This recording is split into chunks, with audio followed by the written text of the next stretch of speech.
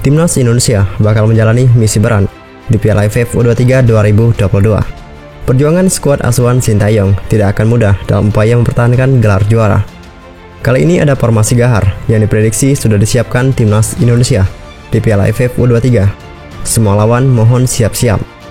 Sejatinya misi yang dijalankan tim besutan Sintayong memang tidak akan mudah. Ada banyak lawan berat yang akan dihadapi. Dan semuanya dipastikan bakal menurunkan Dream Team yang sulit dijinakan. Timnas Indonesia tergabung di grup B Piala AFF U23 2022.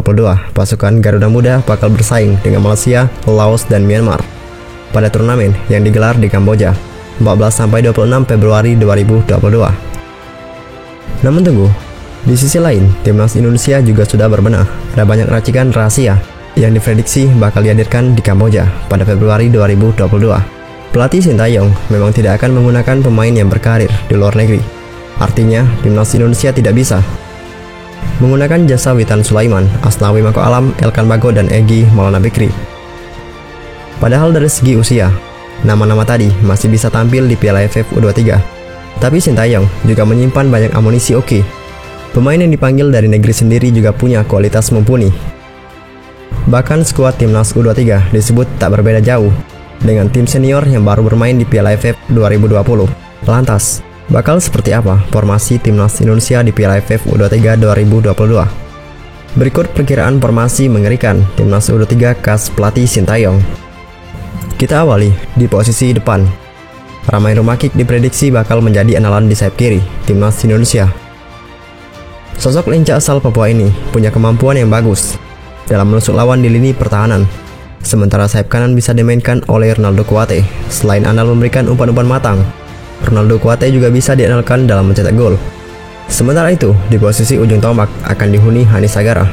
Piala AFF U23 2022 menjadi momentum baginya untuk membuktikan kemampuan mumpuni sebagai penyerang tengah. Kemudian di lini tengah, disinilah jantung permainan Timnas Indonesia dimulai. Komposisi pemain di lini ini diprediksi akan sangat fleksibel. Pilihan Rahman Irianto bisa jadi pilihan Sintayong untuk difloat sebagai gelandang bertahan. Bicara pengalaman, tentu Rahman Irianto tidak perlu diragukan lagi. Adapun Marcelino Ferdinand layak dicoba sebagai motor serangan di lini tengah. Perannya akan terbantu dengan kehadiran Gunansar Mandawen.